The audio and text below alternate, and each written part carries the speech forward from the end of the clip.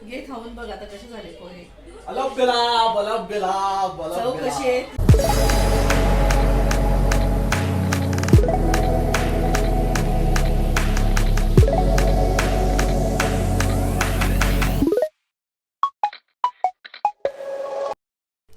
Good morning, welcome back to channel. सकाळचे वाजले आहेत 9 आणि आता किचनमध्ये ब्रेकफास्टची तयारी चालू आहे. ज्यांच्या घरामध्ये रोज ब्रेकफास्ट होत असेल ना, त्यांना प्रश्न पडत असतो की आज काय बनवायचं ब्रेकफास्टला. जसं की प्रत्येक लेडीजला प्रश्न असतो की आज काय भाजी बनवायची, सकाळ झाली की संध्याकाळ. तसाच ब्रेकफास्टचा पण एक प्रत्येकाला प्रश्न पडतो की काय करायचं. आमच्याकडे पण असंच असतं, रोज सकाळ झाली की काय बनवायचं ब्रेकफास्टला. सो जसं तुम्ही बघितलंच असेल की एका मागच्या व्लॉगमध्ये आम्ही दगडूशेठला गेलो होतो राघवला घेऊन. तेव्हा कोथरूडमध्ये ना आम्ही दडपे पोहे खाल्ले होते आणि मी पहिल्यांदा ऐकले होते, पण मी खाल्ले तिथे पहिल्यांदा. आणि मग घरी आल्यानंतर काही दिवसांनी आमचा असाच नेहमीचाच प्रश्न की आज काय बनवायचं नाश्त्याला. सो आई आणि माझं असंच डिस्कस चाललं होतं. तेव्हा मग आम्ही दोघींनी असं ठरवलं की आपण पण घरी दडपे पोहे ट्राय करून बघू. आणि मग असं वाटलं की चला आता जमतील की नाही माहिती नाही, पण ट्राय करून बघू. रेसिपी खूप अवघड नाही वाटली आम्हाला खरं ती खाताना, कारण खाल्ल्यानंतर किंवा एखादी डिश जेव्हा आपल्या समोर येते तेव्हा लक्षात येतं की कशी बनवली असेल ती.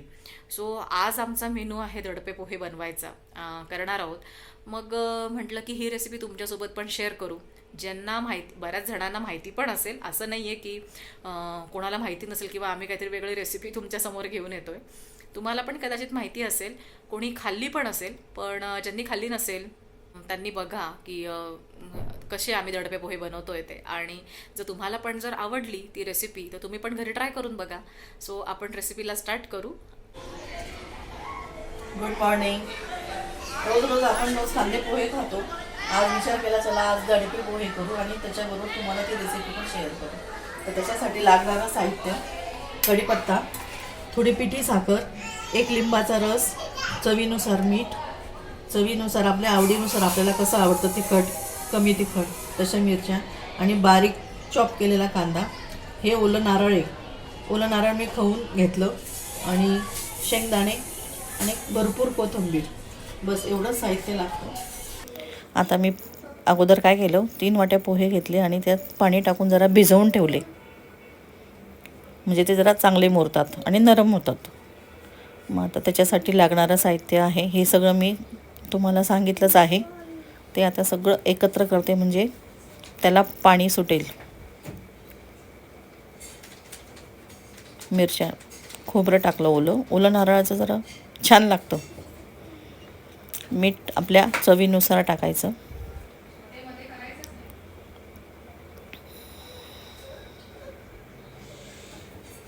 साखर थोडी बारीक करून घेतली तरी चालेल.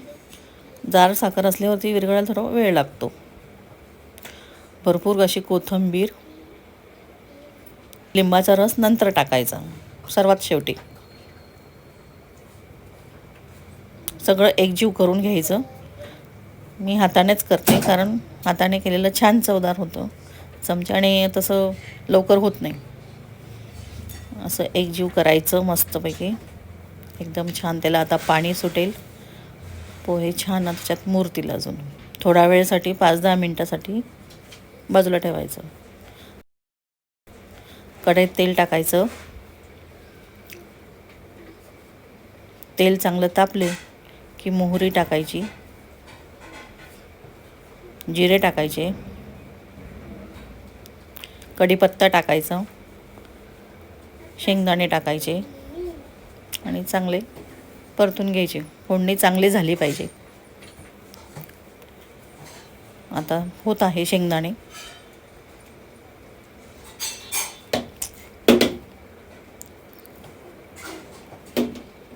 झाली आहे फोडणी. आता ते सगळं आपण एकत्र केलं होतं बॅटर, त्याच्यामध्ये सगळं टाकून द्यायचं.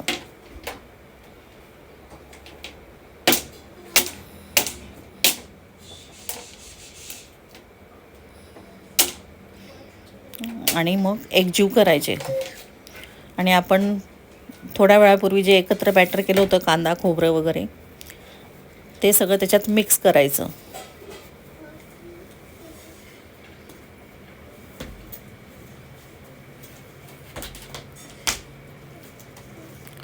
आणि मग परत एकजीव करायचं. हाताने केलं तर जास्तच चांगलं होतं.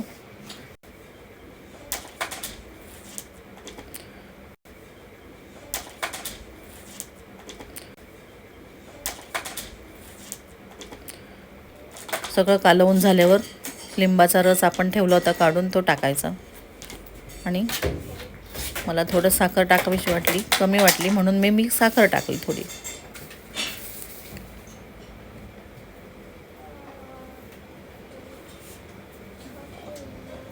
सगळं एकत्र करून घ्यायचं.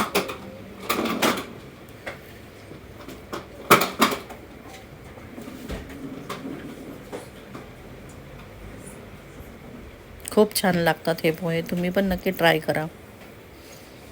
काही जास्त लागत नाही त्याला मेहनत. आपले दडपे पोहे रेडी झाले हे खाण्यासाठी.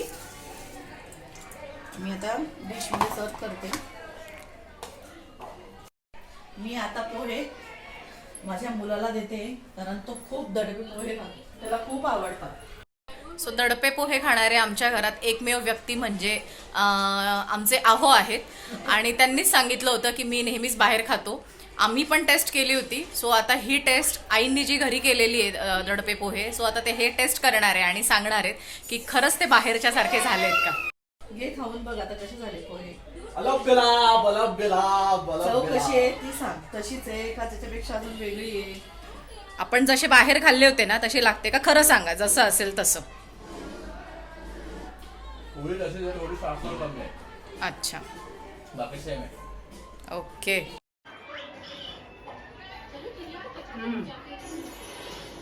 जशी खाल्ली तशीच टेस्ट आहे. मस्त आहे. नॉन ऑइली आणि नेहमीपेक्षा वेगळे पोहे. छान आहे. मस्त. सो आवडली का तुम्हाला रेसिपी? खूप सोपी आहे, काही खूप जास्त त्याच्यामध्ये मेहनतीचं काम नाही आहे. आवडली असेल तर तुम्ही पण घरी नक्की ट्राय करा. आणि ट्राय केल्यानंतर जेव्हा तुम्ही स्वतः बनवाल तेव्हा तुम्हाला जर ती चव आवडली तर तुम्ही पण आम्हाला कमेंट करून सांगा की कशी वाटली. खूप सोपी पद्धत आहे आणि नेहमीचे पोहे खाण्यापेक्षा कधीतरी थोडंसं वेगळं खाल्लेलं प्रत्येकालाच आवडतं. चेंज हा सगळ्यांनाच हवा असतो की आज काहीतरी वेगळं. सो ही एक वेगळी रेसिपी तुमच्यासाठी शेअर केली आहे. नक्की ट्राय करून बघा. सो भेटू पुन्हा एका नवीन ब्लॉगमध्ये. Till then take care.